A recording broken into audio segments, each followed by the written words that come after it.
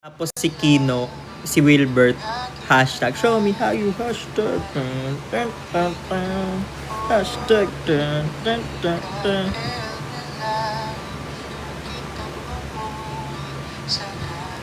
Hi, Bikaru! Welcome, welcome. Bakit parang ayaw mo naman dito?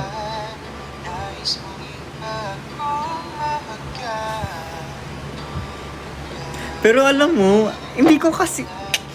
Naiinis ako kay Via kasi hindi niya kino-consider si Kino na crush niya. Kahit dun sa may part na ina-analyze niya kung crush niya si Pres. Lahat yun naka-check eh. Sobra pa nga yung kay Kino. Nagigits niya pa. Tapos sinabi pa ni Kino, sabi ni Kino, ako na lang crush mo. Ang sakit nun. Ang sakit nun to sasabihin.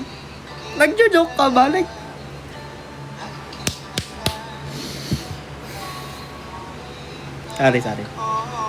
Sorry po. Sana nagigets niyo ako, no? Kasi parang ang hirap talaga eh. Bad trip. Okay, Jana. Have a great night. Thank you for dropping by. Yeah, gets naman kasi. Pero halata naman kasi may iba yung pakialam mo sa kanya. Na para bang pag nawala siya sa feeling mo, hindi ka makakahinga.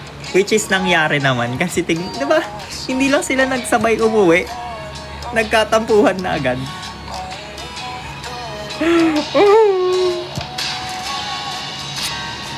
Hindi siya manhid, in denial siya. Via, in denial ka, Via. Kahit crush kita, in denial ka. Pero ang ganda ni Bea, no? Bea Binene. Ang ship ko pa nga sila dati ni Jake. Sino pangalan nun? Si Jake. Jake yun, di ba? Yung sa Pepito Manaloto. Yung niya dati. Love team niya dati. Jake Vargas. Ship ko sila dati nun. Twin Hearts. Parang lumalabas ang age. Itago natin ang age.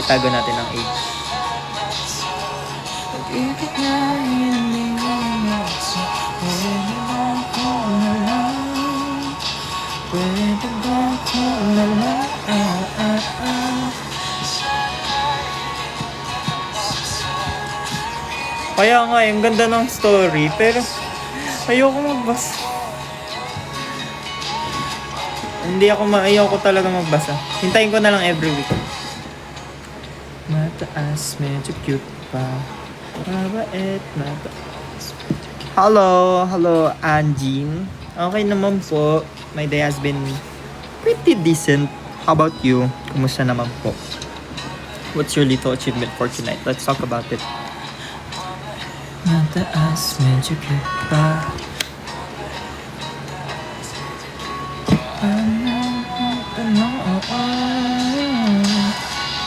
Mataas, medyo cute pa.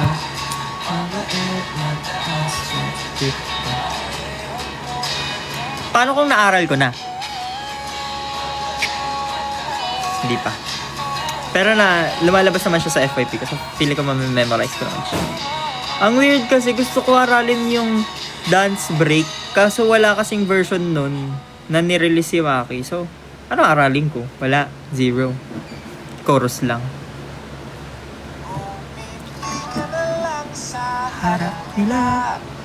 Wow, hello P-Pop Rise Up. Thank you for reposting.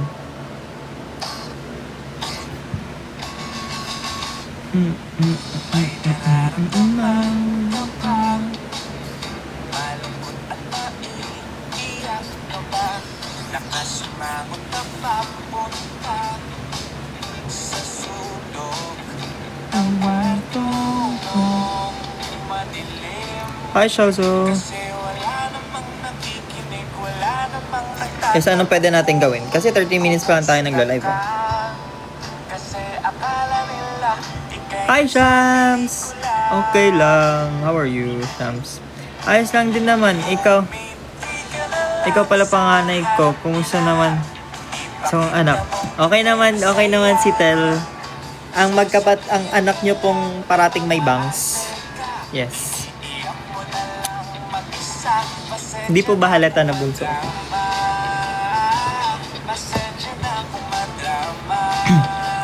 Yan. That's good, Shams. Alam nyo guys, ayoko talaga yung gantong panahon ngayon. Na parang, kasi pag may sakit ako, sobrang sensitive ko. Like, iyakin ako, ganun. Tapos, ang bilis kong dapuan ng allergic rhinitis na para bang hindi makahinga ng araw-araw na para bang sakit-sakit ng ulo ko. Tapos, ang katikati ng buong katawan ko. Di na nawalan ng bangs si Tel na. Totoo. Tinuruan niya nga ako magupit ng bangs eh.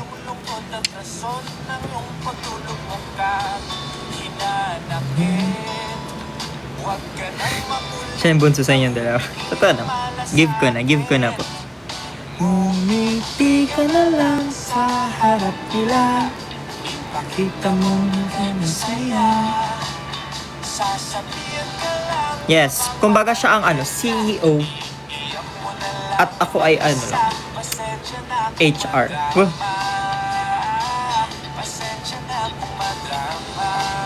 hilang kita.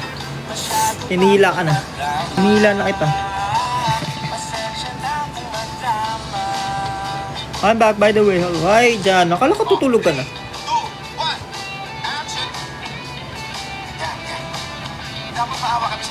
Ha? Anong course? What do you mean course?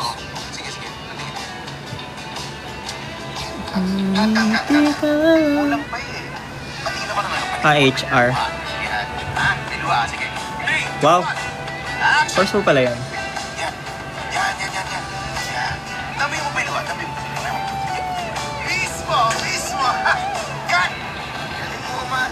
Alam mo, kala namin talaga di ko okay.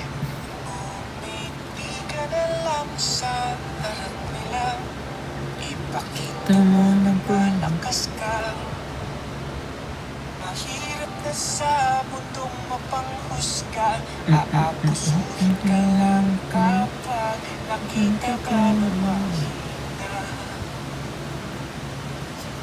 What do you mean ayaw mo na harap sa tao? Tell me more about it. Maybe I could help you? Pag talaga may nag-live na P-pop, nag-overthink ako, iniisip ko kung ano nangyari. Pag naging Pebbles ako, kasalanan ni Kuya Ram to. Alam mo, there's nothing wrong. You should thank Ram if ever man. Kasi alam nyo, being a Pebo is such a good thing kasi it gives, gives us a lot of, what do you call those?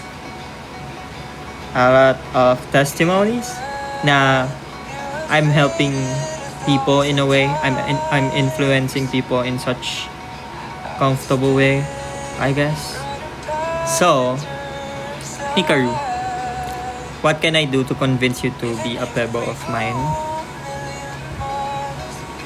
If you have any problems, dilemmas, go ahead and ask and I'll try to, listen, give advice, just be with you,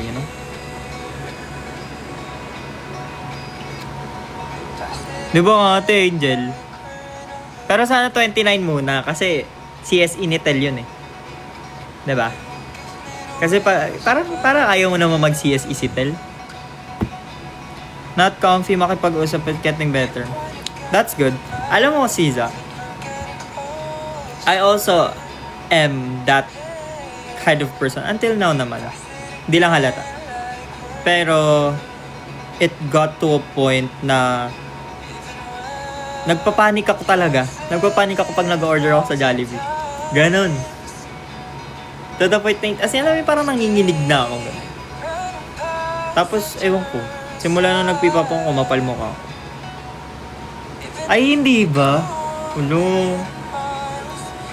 Sakit. Hindi.